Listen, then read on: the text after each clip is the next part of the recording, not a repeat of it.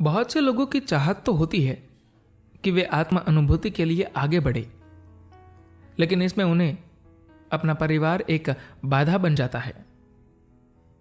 तो क्या बिना पारिवारिक जीवन को छोड़े ऐसा संभव है?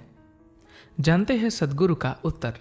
प्रश्न: सद्गुरु, मैं अपने रोजमर्रा के सामान्य जीवन का त्याग कर मैं को समझने के लिए खुद को पूरी तरह समर्पित करना चाहता हूं, परंतु जैसे ही परिवार का ख्याल मन में आता है, सब कुछ कहीं पीछे छूट जाता है। मैं इन बातों के बीच संतुलन कैसे ला सकता हूं? सद्गुरु कहते हैं, तो आपका परिवार आपके झूठे आप के साथ जी रहा है। कितनी खतरनाक बात है। जब लोग आत्मज्ञान शब्द के बारे में सुनते हैं तो संभव है कि वह अपने मन में सबसे पहले किसी हिमालय की गुफा की छवि बनाते हैं। मैं किसी ऐसी चीज के बारे में बात नहीं करना चाहता जो अभी आपके अनुभव में नहीं है, क्योंकि हम जिस क्षण इसके बारे में बात करेंगे आप यथार्थ से अपना संपर्क खो देंगे। अगर आप ऐसे यथार्थ के बारे में विश्वास करने लगेंगे जो अभी आपके अनुभव में नहीं है, तो आप उस यथार्थ से भी अपना संपर्क खो देंगे जिसमें आप जी रहे हैं। दुर्भाग्य से दुनिया में धर्म और आध्यात्मिकता के नाम पर यही हो रहा है।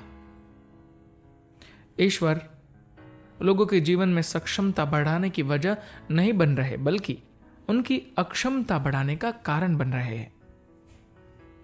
लोगों को लगता है कि ईश्वर ही उनके भोजन, उनकी जीवन यापन, उनकी सेहत और व्यवसाय का ध्यान रखेंगे।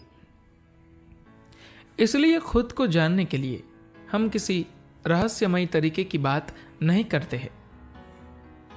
आइए हम इसके लिए सबसे व्यावहारिक तरीके की बात करते हैं, जिसके जरिए खुद को जाना जा सकता है। अगर आप किसी भी चीज का इस्तेमाल करना चाहते हैं, मान लेते हैं कि आप मोटरसाइकिल या कार चलाना चाहते हैं, तो बेहतर होगा कि आप पहले उस मशीन के बारे में अच्छी तरह जान लें। जितनी अच्छी तरह से आप उस मशीन को जानेंगे, आप उतनी अच्छी तरह से उसे संभाल पाएंगे। चाहे कार हो या कंप्यूटर या आपका फोन, आप जिस भी चीज का इस्तेमाल कर रहे हैं, अगर आपको उसके बारे में बेहतर जानकारी होगी तो आप उसका उतना ही बेहतर प्रयोग कर सकेंगे। ऐसा ही आपके आसपास के लोगों, आपके परिवार, दोस्तों या आपके साथ काम करने वाले लोगों के लिए भी होता है। आप उन्हें जितना बेहतर जानेंगे, उनके साथ काम करना और जीना उतना ही आसान हो जाएगा। यही चीज आप अपने बारे में क्यों नहीं समझते? जीवन के इस अंश को, जिसे आप मैं कहते हैं, आप जितना जानेंगे, आपके लिए इसे संभालना और इस तक पहुंचना उतना ही सहज हो जाएगा। दूसरे शब्दों में, आत्मज्ञान एक तरीका है जीवन के इस अंश को आपकी अभी की समझ की तुलना में काफी बेहतर तरीके से समझने का। हो सकता है आप अपने विचार प्रक्रिया को जानते हो, अपने व्यक्तित्व और भावनाओं को जानते हो सकता है कि आपने पहले से ही अपना मनोविश्लेषण कर रखा हो, परंतु आप जीवन की इस प्रकृति के बारे में अब भी कुछ नहीं जानते कि यह कहां से आया, कहां इसे जाना है, इसकी प्रकृति क्या है। अगर आप उस मशीन के बारे में कुछ नहीं जानते जिसे आप इस्तेमाल में ला रहे हैं, तो आप इसका इस्तेमाल बस संयोगवश ही कर सकेंगे। इस बात पर गौर कीजिए कि आप जीवन के इस अंश के बारे में क्या जानते हैं। जब आप संयोगवश जीते हैं और एक संयोग की तरह ही यहां मौजूद रहते हैं, तो आप एक ऐसी विपदा है जो कभी भी घट सकती है। भले ही आप विपदा बने या न बने, पर आप में एक संकट बनने की पूरी क्षमता है।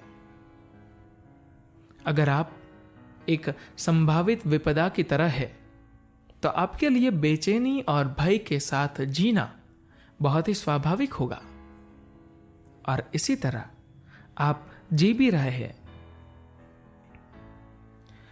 आत्मबोध को कोई ऐसी विचित्र सी चीज न माने जिसे कुछ योगी हिमालय की गुफाओं में पाते हैं, या ऐसा नहीं है।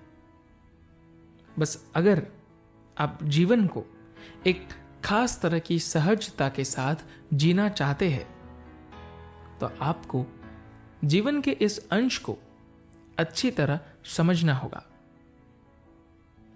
अगर आप इसकी पड़ताल कर इसे नहीं जानेंगे, तो आप सहजता और सरलता से कैसे जी सकेंगे? जब सहजता और सरलता नहीं होगी तो आनंद का प्रश्न ही नहीं पैदा होता। जब जीवन में आनंद नहीं होगा तो प्रश्न उठेगा, हम रहे या ना रहे। लोग प्रायः इसे समझदारी से भरा सवाल मानते हैं, जबकि आप खुद से इससे बड़ा मूर्खतापूर्ण सवाल नहीं पूछ सकते। यह जीवन प्रक्रिया अपने आप में इतनी विलक्षण है और आप ऐसा सवाल पूछ रहे हैं। ऐसे बेवकूफी से भरे सवाल मस्तिष्क में इसलिए आते हैं क्योंकि लोगों ने अब तक यही नहीं जाना कि एक इंसान होने के क्या मायने होते हैं। आत्मबोध कोई चुनाव नहीं, यह तो आपके जीवन में अनिवार्य तौर पर होना ही चाहिए। धन्यवाद।